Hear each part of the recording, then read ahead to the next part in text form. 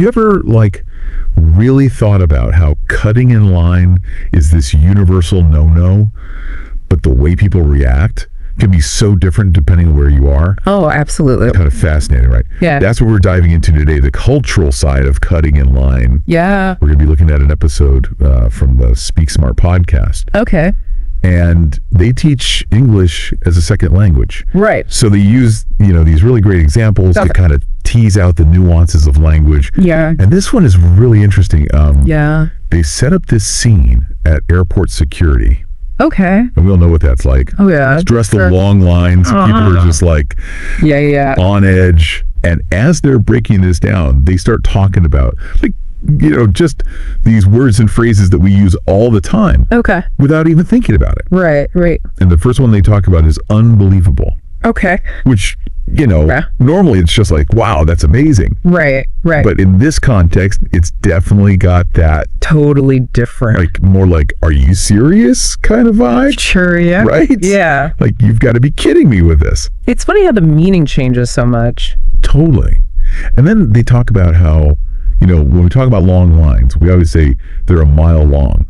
Of course. And it's like, obviously not actually a mile. Right. But it feels like it. Especially at the airport. Especially at the airport. When you just want to get through security. For sure.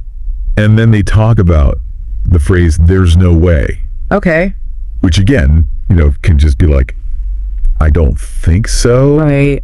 But in this case, it's very much like, this is not okay. This is wrong. Yes. Yeah. Exactly. Yeah. And then they use the phrase, cut in line, which is just, it's universally understood. Yeah. Everyone knows that one. But here's where it gets interesting. They talk about how the person who cuts the line says, sue me.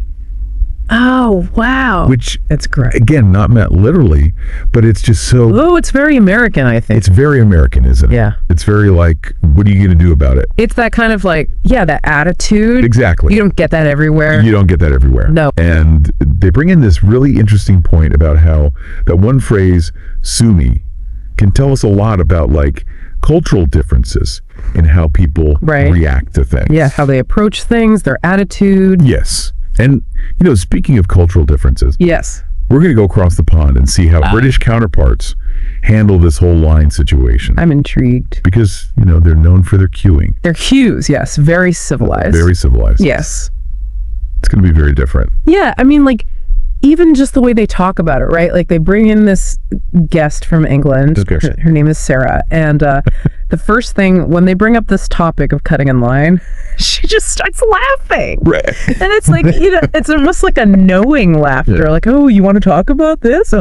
It's like a national pastime, queuing. Right. It's like their national sport. Yeah, practically.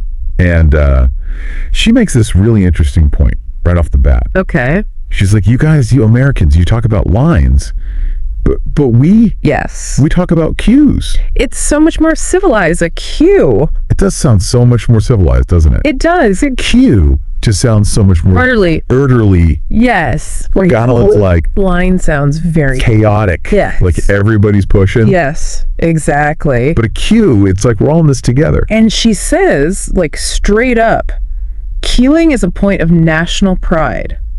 It's true, though. It's so interesting. Like, they take it very, very seriously. It's like part of their like cultural identity almost. I think so. And it makes you think about like historically too, right? Right. England, World Wars, rationing. You had to queue up. To get your rations. For everything. Yeah. So it's like ingrained. It became a part of life. In their culture. Yeah, survival almost, in a way. Right. Like, if you didn't queue properly. Yeah, you might not eat. Exactly. It's interesting how these things develop. It really is. And so, the other thing she talks about is how they deal with those queue jumpers. Because Because they're out there. They're everywhere. They're everywhere, right. Yeah. But she's like, we don't really do confrontation. No, not really. We're much more likely to, like, tut at you. It's very effective. Or give you, like, the side eye. Ooh, the side eye is powerful. It's like that look of, like, we see you and we're judging you. And we're all judging you together, Exactly. And, like, nobody says anything, but everybody knows. Everybody knows. It's almost worse.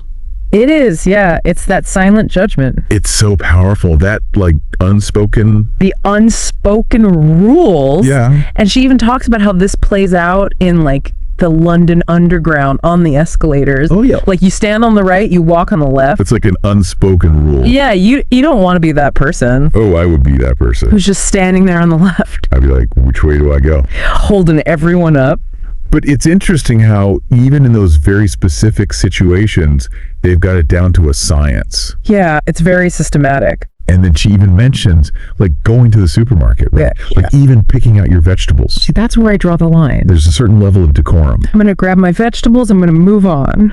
But it's interesting, right? Because it speaks to this larger, like... mindset. Yes, this mindset of, like... respect, I guess, for other people's time. Consideration. Space. All of them. Not wanting to make a fuss. So we've got these two very different approaches, right? Yeah. You've got the American Sumi kind of, a little bit more direct, confrontational, maybe. A little bit, yeah. And then you've got the very British, like, understated, right. We're going to judge you with our eyes. Yeah, we'll shame you into behaving. Right. But, it's interesting. It just makes you realize, like, even though they're so different, those approaches, they're both kind of getting at the same thing, right? Exactly. Yeah. I think at their core, both the Sumi and the, very pointed look, it's about fairness. It is. Yeah. It's about order. Like, we as humans, we crave that sense of... we want things to be fair. We want things to be predictable. Yes. And, like, when that's disrupted... it throws us off. It's like, it throws everything out of whack. Yeah, and it doesn't matter if you're in London or you're in New York, that feeling is universal. That's so true. We might express it differently, we might handle it differently, but that underlying need, it's the same. It's like, those unspoken rules, those social contracts we're always talking about? Exactly. This is like a prime example of that. It really is. It's like, you don't even realize how important those unspoken rules are until somebody breaks them.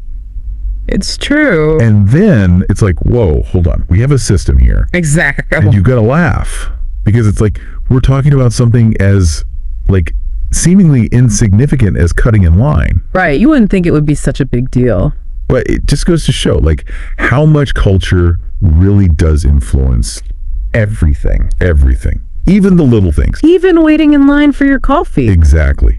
So much food for thought. Right. Makes you really pay attention. It does. Makes you want to go out and observe people. Do a little social experiment. See how they react in different situations, right? That's right. See what those unspoken rules are in different places, different contexts. Well, on that note, I think we've reached the end of our line, so to speak. I think we have. This has been such an interesting deep dive. It has. I always learn something new from these conversations. Me too. It's fascinating to see how something so universal can have so many different facets. Absolutely. And thank you all of you for joining us on this deep dive. Yes, thank you. We'll see you next time for another fascinating exploration into the world around us. Until then.